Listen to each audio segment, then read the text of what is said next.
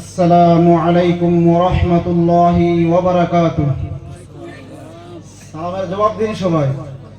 আসসালামু আলাইকুম ওয়া রাহমাতুল্লাহি ওয়া বারাকাতুহু। সালামের জবাব দেওয়া ওয়াজিব। আমি আপনাদেরকে সালাম করলাম, যে সালামের উত্তর না দিন তাহলে গুনাহ হবে, তাই সালামের উত্তর দিতে হবে। আলহামদুলিল্লাহ নাহমাদুহু ওয়া নাস্তাঈনুহু ওয়া নাস্তাগফিরুহু ওয়া নু'মিনু বিহি ওয়া নাতাওয়াক্কালু আলাইহি ওয়া নাউযু বিল্লাহি মিন শুরুরি আনফুসিনা ومن سيئات أعمالنا من يهده الله فلا مضل له ومن يضلله فلا هادي له ونشهد أن لا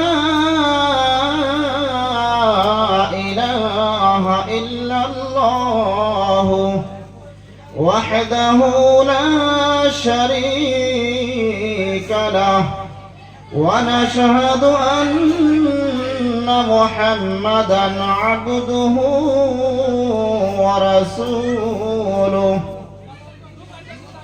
أما بعد فقد قال الله تبارك وتعالى في كلامه المجيد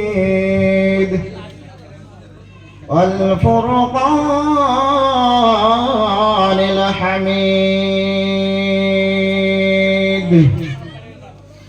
أعوذ بالله من الشيطان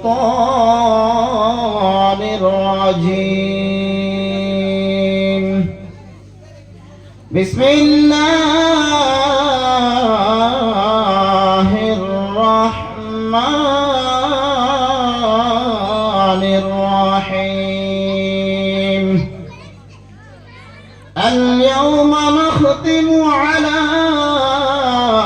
أفواههم وتكلمنا أيديهم وتشهد أرجلهم بما كانوا يكسبون. وقال آخر ولنبلونكم بشيء من الخوف والجوع ونقص من الأموال والأنفس والثمرات وبشر الصابرين الذين إذا أصابتهم مصيبة قالوا إنا لله وإنا إليه راجعون. قال النبي صلى الله عليه وسلم المسلم من سلم المسلمون من لسانه ويده أو كما قال عليه الصلاة والتسليم. আসতে পেরেছি, বসতে পেরেছি, তার জন্য আমরা প্রত্যেকেই কালিমাতে শুকর আদায় করব আলহামদুলিল্লাহ। আরো জোরে হতে হবে, আমাদের ঈমান ওয়ালা ডাক হতে হবে আলহামদুলিল্লাহ। বলা হচ্ছে আল্লাহ রাব্বুল আলামিন একজন ঈমানওয়ালা যদি পৃথিবীতে থাকে আল্লাহ রাব্বুল আলামিন এই দুনিয়াকে ধ্বংস করবে না। একজন ঈমানওয়ালার কত দাম আমরা জানি কি জানি না? ভাই মহতরম দোস্ত বুজুর্গ বৃদ্ধ বাবাজির আমার, আল্লাহ রাব্বুল আলামিনের পয়গম্বর হযরত মুহাম্মদ মুস্তাফা সাল্লাল্লাহু আলাইহি ওয়াসাল্লাম বলেছেন, একজন ঈমানওয়ালা যদি, একজন আল্লাহ আল্লাহ বলনেওয়ালা যদি দুনিয়ার বুকে থাকে, আল্লাহ রাব্বুল আলামিন এই দুনিয়ার নিজাম, দুনিয়ার সব সিস্টেম সব চলাকে বলেন সুবহানাল্লাহ। একজন ঈমানওয়ালা থাকবে, একজন যদি একজন আল্লাহকে বললেও থাকে, আল্লাহ বলছেন আমি দুনিয়ার সিস্টেম, দুনিয়ার নিজাম, আকাশ থেকে বৃষ্টি পড়া, জমিন থেকে ফসলাদি ওঠা, উৎপাদন হওয়া সব আমি ঠিক রাখবো। আর যদি দুনিয়ার বুকে একজন ঈমানওয়ালা না থাকে, একজন আল্লাহ আল্লাহ বললেও না থাকে, আল্লাহ বলছেন মশার পাখার পরিমাণ যদি এই দুনিয়াতে কোনো দাম থাকে, এই মশার পাখারও পরিমাণ দাম আছে, কিন্তু দুনিয়ার কাছে আমার কাছে কোনো দাম নেই। আল্লাহ রাব্বুল আলামিনের নিকট ঈমানওয়ালা আছে তো দুনিয়া সব ঠিক আছে, ঈমানওয়ালা নাই তো আল্লাহ রাব্বুল আলামিন দুনিয়াকে ধ্বংস করে দিবেন। তো সেই রকম ঈমানওয়ালা আপনি আর আমি দুনিয়াতে আছি। আপনার আমার দাম কতটুকু আপনি যদি বুঝি জানি, তাহলে গর্ব হবে, অহংকার হবে। বলা হচ্ছে একজন ঈমান হওয়ার জন্য আল্লাহ রাব্বুল আলামিন এই দুনিয়া থেকে 10 গুণ বড় একটি জান্নাত আল্লাহ পাক রেখে দিয়েছেন। বলেন সুবহানাল্লাহ। একজন ঈমান হওয়ার জন্য আপনি আমি দুনিয়ার বুকে একটি ঘর বানতে, 2 রুম বিশিষ্ট একটি ঘর বানতে, ঘর রাখতে কত কষ্ট না করতে হয়। ইট কিনতে হয়, টিন কিনতে হয়, মিস্ত্রিকে খরচ দিতে হয়, কত লক্ষ লক্ষ টাকা খরচ করতে হয়। আল্লাহ রাব্বুল আলামিন বলছেন ঈমানের বদৌলতে, ঈমান থাকার কারণে যদি যারা পরিমাণ ঈমান নিয়ে আপনি আমি দুনিয়া থেকে বিদায় হতে পারি, আল্লাহ রাব্বুল আলামিন নিজে ঘোষণা করেছেন এই দুনিয়া থেকে 10 গুণ বড় আল্লাহ রাব্বুল আলামিন আপনাকে আমাকে জান্নাত দিবেন। সেই রকম ঈমানদার, সেই রকম ঈমান হলো আপনার আমি। আজকে বাবাজিরা লক্ষ্য করে দেখুন, আপনার আমার কাছে যেটুকু ঈমান আছে, আপনার আমার কাছে যেটুকু ঈমান আছে, এই ঈমানটা আমরা কষ্ট করে পাই নাই, ওয়ারিস সূত্রের মতো পেয়েছে। ওয়ারিস মতন, ওয়ারিস সূত্র যেরকম হয় যে বাবা দাদা থেকে বাবা, বাবা থেকে ছেলে, ঠিক ওই রকম হয়েছে। আমার দাদা মুসলমান, আমিও মুসলমান, আমার ছেলেও মুসলমান, কিন্তু মুসলমান কি জিনিস আজকে আপনি আমি কিছুই বুঝি না। বাবাজিরা আমার,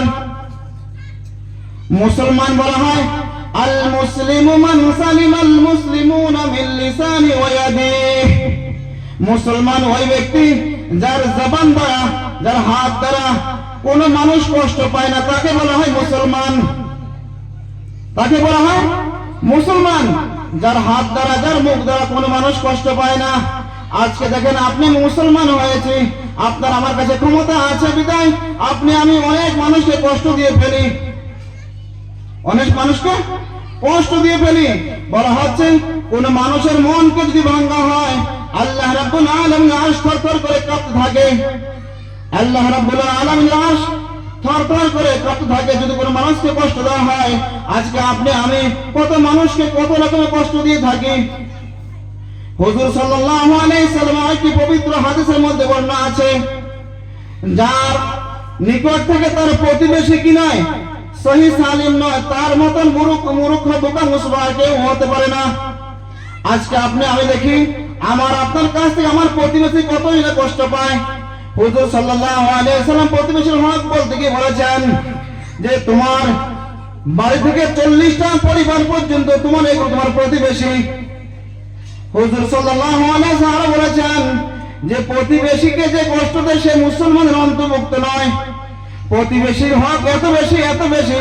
হুজুর সাল্লাল্লাহু আলাইহি সাল্লাম পবিত্র জবান দ্বারা বলেছেন যে যখন তুমি তোমার বাড়িতে ভালো মন্দ কিছু রান্না হবে, তখন তুমি একটু বেশি করে ঝোল দিয়ে রান্না করিও, বেশি করে ঝোল শোরবা দিয়ে রান্না করিও, যেন তোমার প্রতিবেশীকেও তুমি একটু দিতে পারো।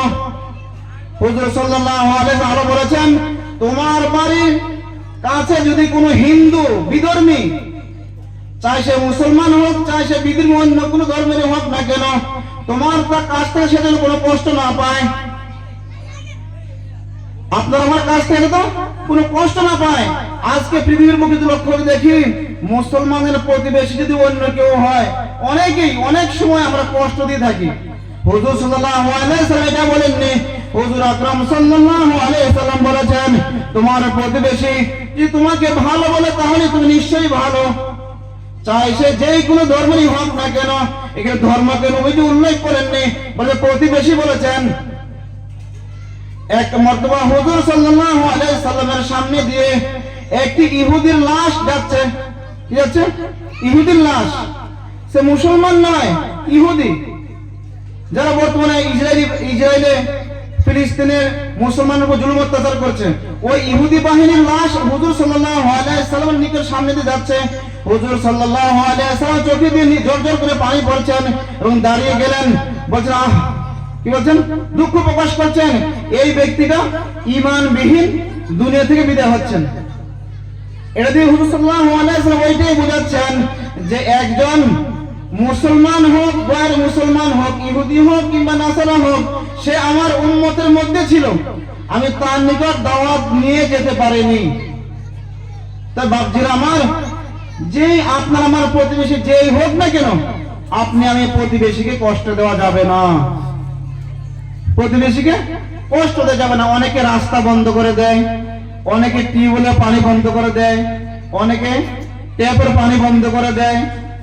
আপনার ঘরের পানি ওদের জমিনে পড়ে, আপনার ঘরে এরকম ভাবে বেঁধেছেন যে ওর বাতাস আসতে কষ্ট হয়, ওর বাড়িতে বাতাস আসতে কষ্ট হয়। আপনি প্রস্রাব পায়খানা লেট্রিন এরকম বানিয়েছেন যে আপনার এগুলোর মলের গন্ধ ওর বাড়িতে যায়, বিভিন্ন রকম কষ্ট দেওয়া হয় প্রতিবেশীকে। তো আমরা প্রত্যেকে আজকে থেকে নিয়ত করব, আপনার আমার প্রতিবেশী যেই হোক না কেন, প্রতিবেশীকে কখনো কষ্ট দেওয়া যাবে না। আল্লাহ রাব্বুল আলামিন ওনার পবিত্র ভাষায়, আল্লাহ রাব্বুল আলামিন যে কোরআনে কালামে পাক আপনাকে আমাকে দিয়েছেন, আপনি আমি জানি কি জানি না, এই কালামটি আজ থেকে 1500 বছর পূর্বে আপনার আমার নবী আকে নামদার তাজদারে মদিনা জনাবে মুহাম্মদ মুস্তাফা আহমদ মুস্তাফা সরকারে দো আলম হুজুর পাক সাল্লাল্লাহু আলাইহি সাল্লামের উপর আল্লাহ রাব্বুল আলামিন অবতীর্ণ করেছেন। এটি একটি কিতাব, কি কিতাব, এর মধ্যে আছে 30 খান পারা, 30টা ভাগ, 114টি সূরা, 114টি সূরা, 14টি সেজদা, এরকম ভাবে অনেকগুলো রুকু, অনেকগুলো সেজদা, আর অনেকগুলো যা আছে। আজকে আপনি আমি দেখেন পৃথিবীর বুকে 1500 বছর হলো ইসলাম ধর্ম আসলো। ইসলাম ধর্ম আসার আগে আল্লাহ রাব্বুল আলামিন আসমান থেকে তাওরাত, জবুর, ইনজিল নামক আরো 3খানা বড় বড় কিতাব অবতীর্ণ করেছেন। আজকে আপনার আমার সম্মুখে ধরেন একটি 60 পাওয়ার বাল্ব, কয় পাওয়ার বাল্ব? 60 পাওয়ার, 20 পাওয়ার একটি বাল্ব। যদি এর সাথে একটি হ্যালোজেন দেওয়া হয়, 1000 ভোল্টেজের পাওয়ার দেওয়া হয়, তাহলে ওই লাইটের আলো থাকবে? থাকবে না। ঠিক তদ্রূপ ভাবে আল্লাহ রাব্বুল আলামিন আপনাকে আমাকে যে কিতাবটা দিয়েছেন, সুপার পাওয়ার, পৃথিবীর বুকে সুপার পাওয়ার কিতাব দিয়েছেন আল্লাহ রাব্বুল আলামিন আপনাকে আমাকে। আল্লাহ রাব্বুল আলামিন বলেছেন, এই কিতাবটা এমন একটি কিতাব গো বান্দা, দুনিয়ার মানুষ তোমরা জেনে রাখো, যদি কোনো মানুষ এই কিতাবকে ধরে তাও তার নেকি হবে, বলেন সুবহানাল্লাহ। যদি এই কোরআনকে খুলে পড়ে তার প্রত্যেকটি অক্ষরে অক্ষরে নেকি হবে। কেউ পড়তে পারে না, কোরআনকে ধরে মুখে চুমু খেয়েছে তাও তার নেকি হবে। যদি কোরআনের পাতায় পাতায় পৃষ্ঠা পৃষ্ঠা লাইন লাইনে হাত ফেরায় তবু তার নেকি হবে। আল্লাহ রাব্বুল আলামিন আপনাকে আমাকে এইরকম একটি কিতাব দিয়েছেন। এই কিতাবটা অবতীর্ণ হয়েছে কখন? রমজান মাসে। কখন অবতীর্ণ হয়েছে? রমজান মাসে শুরু হয়েছে। এই কিতাব আল্লাহ রাব্বুল আলামিন লাইলাতুল কদর রাত্রিতে অবতীর্ণ করেছে সর্বপ্রথম। এই কিতাবের মধ্যে কি আছে? এই কিতাবের মধ্যে এরকম কিছু জিনিস আছে বাবাজিরা আমার, আপনার আমার দৈনন্দিন জীবন চলতে গেলে যাহা কিছু লাগে, আপনার আমার দৈনন্দিন জীবনে চলতে গেলে যাহা কিছু লাগে, জন্ম থেকে মৃত্যু পর্যন্ত, সমাজ থেকে রাজনীতি পর্যন্ত, একদম গ্রাম থেকে নিয়ে প্রাইম মিনিস্টার পর্যন্ত সারা ওয়ার্ল্ড কি করে চলবে আল্লাহ রাব্বুল আলামিন এই কোরআনে পাকের মধ্যে বলছে, বলেন সুবহানাল্লাহ। সব সমস্যার সমাধান দিতে পারে আল কোরআন, সব সমস্যার সমাধান দিতে পারে আল কোরআন। কোরআনের মধ্যে নাই এরকম কোন জিনিস নাই। এক মর্তবা হুজুর পাক সাল্লাল্লাহু আলাইহি সাল্লামকে, এক মর্তবা হযরত আয়েশা সিদ্দিকা রাদিয়াল্লাহু তাআলা আনহাকে প্রশ্ন করা হয়েছিল, তোমাদের নবীজির চরিত্র কি? তোমাদের নবীজির চরিত্র কি? হলো আয়েশা সিদ্দিকা রাদিয়াল্লাহু তাআলা আনহা বললেন, তোমরা কি কোরআন পড়োনি? তোমরা কি কোরআন পড়োনি? কোরআনের শুরু থেকে নিয়ে শেষ পর্যন্ত যত যাহা কিছু আছে সব হুজুর পাক সাল্লাল্লাহু আলাইহি সাল্লামের চরিত্রের মধ্যে বর্ণিত আছে, নবীজির চরিত্রের মধ্যে বর্ণিত আছে। আমরা আজকে মুসলমান হয়েছে, আংশিক মুসলমান হয়েছি, কিছু আছে তো কিছু নাই, কিছু মানি তো কিছু মানি না, এরকম সুবিধাবাদী হলে হবে না। আল্লাহ রাব্বুল আলামিন ওনার কালাম পাকের মধ্যে বলেছেন, ইয়া আইয়ুহাল্লাযীনা আমানু উদখুলু ফিস-সিলমি কাফা, ও ঈমানদার বিশ্বাসী বান্দাগণ, তোমরা ইসলামের মধ্যে পরিপূর্ণভাবে প্রবেশ করো। আজকে যদি লক্ষ্য করা যায়, দেখা যায়, আমি মুসলমান বলে দাবি করি, কিন্তু আমার মধ্যে কিছু আছে তো কিছু নাই, কিছু মানি তো কিছু মানি না, এইরকম আজকে আমরা সুবিধাবাদী হয়ে গেছি ভাই। কথা ঠিক কি রে ভাই, ঠিক বলেন? আজকে যদি দেখে বলা হয় যে নামাজ পড়ো, যে নিয়েও নামাজ পড়ি না। আল্লাহ রাব্বুল আলামিন এই কালামে পাকের মধ্যে 82 বার জায়গায় বলেছেন, 80 থেকে 82 বার জায়গায় বলেছেন আকিমুস সালাহ, তোমরা নামাজ প্রতিষ্ঠিত করো, নামাজ কায়েম করো, নামাজ পড়ো। আজকে আমরা মুমিন মুসলমান বলে দাবি করি, মুসলমান পাক্কা ইমানদার, ইমান আছে বলে দাবি করি, কিন্তু আপনি আমি কত ওয়াক্ত নামাজ ডেইলি পড়ি? আজকে দেখেন, আপনার আমার ছেলে, আপনার আমার মেয়ে, আপনার অধীনস্থ যারা আছে, আমরা কয়জনে এই পবিত্র কালামকে পড়তে পারি ভাই? আল্লাহ রাব্বুল আলামিন এই 30 পারা কোরআনের মধ্যে কি কি আছে আপনারা জানেন তো ইনশাআল্লাহ। বলা হয়েছে এমন একটি কালাম আল্লাহ রাব্বুল আলামিন আপনাকে আমাকে দান করেছেন, পৃথিবীর কোন বইয়ের শুরুতে, পৃথিবীর কোন বইয়ের শুরুতে কোন লেখক এই কথা কখনো বলতে পারে, বলেন না। যেই ভাষা আল্লাহ রাব্বুল আলামিন বলেছেন, আল্লাহ রাব্বুল আলামিন বলেছেন যালিকাল কিতাবু লা রাইবা ফীহ। দুনিয়ার মানুষ, দুনিয়ার লেখকরা, দুনিয়ার মানুষ, দুনিয়ার লেখকরা ওনার বইয়ের শেষে, ওনার লিখনির শেষে উনি লেখেন, আমি একজন মানুষ, আমার এই লেখার মধ্যে, পুস্তকের মধ্যে যদি কোনো ভুল হয়ে থাকে আপনারা আমার ভুলটা ধরিয়ে দিবেন, পরবর্তী সংস্কারের সময় আমি আমার ভুলটা সংশোধন করে নিব। কিন্তু আল্লাহ রাব্বুল আলামিন তার থেকে পুরো উল্টা।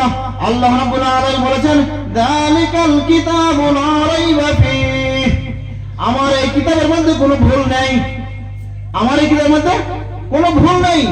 আজকে 1500 বছর ধরে আমাদের কিতাবখানা চলছে, এর মধ্যে একখানা জাবার, একখানা জের, একটা নুক্তা আজও অবধি পাল্টাতে পারেনি, বলেন সুবহানাল্লাহ। আল্লাহ রাব্বুল আলামিন বলেছেন এই কোরআনকে আমি অবতীর্ণ করেছি, এই কোরআনকে আমি অবতীর্ণ করেছি। কালামে পাকের অর্থ, আল্লাহ রাব্বুল আলামিন বলেছেন এই কোরআনকে আমি অবতীর্ণ করেছি, এই কোরআনকে রক্ষণাবেক্ষণ আমি নিজেই করব, বলেন সুবহানাল্লাহ। এর আগে যে কিতাবগুলো ছিল তাওরীত, জবুর, ইনজিল, এই তাওরীত, জবুর, ইনজিল আল্লাহ রাব্বুল আলামিন দায়িত্ব নেননি। আল্লাহ কি নেননি? দায়িত্ব নেননি। আল্লাহ রাব্বুল আলামিন দায়িত্ব নিয়েছে একমাত্র আল কোরআনের দায়িত্ব আল্লাহ রাব্বুল আলামিন নিয়েছেন। এই কোরআনটা এমন একখানা কিতাব, যে কোরআনটা ঘরে থাকলো আল্লাহ রাব্বুল আলামিন ওই ঘরের মধ্যে আল্লাহর রহমত বর্ষণ করে, বলেন সুবহানাল্লাহ। এই কোরআনের মধ্যে এরকম কিছু জিনিস আছে যেটা আমার আয়াতুল কুরসি নামে একটি আয়াত আছে, এর মধ্যে বলছে হিয়া সাইয়্যিদুল আয়াতুল কোরআন। এই কোরআনটা সমস্ত যতগুলো আয়াত আছে 6666 খানা আয়াত আছে কোরআন পাকের মধ্যে। আল্লাহ রাব্বুল আলামিন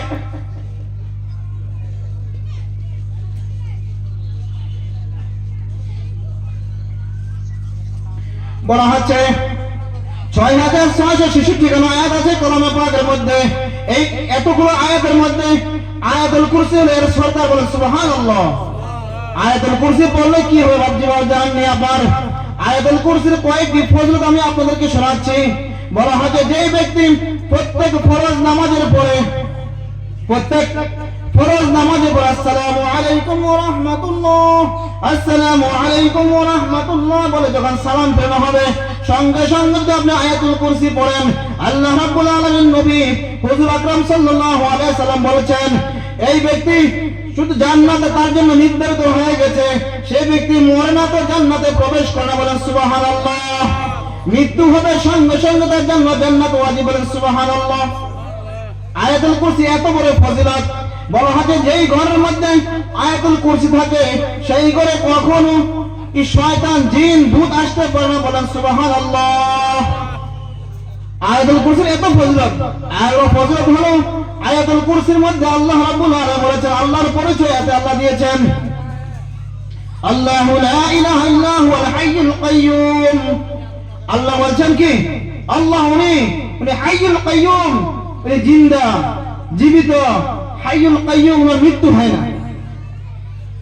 লা তাআখুযুহু সিনাতুন ওয়ালা নাওম, ওনার ঘুম আসে না, ঘুমের ইচ্ছাও হয় না। এরকম ভাবে এই আয়াতের মধ্যে আল্লাহ রাব্বুল আলামিন ওনার পুরো পরিচয় দিয়েছেন।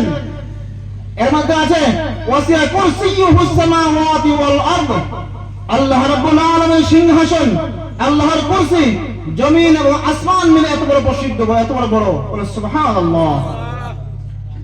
এর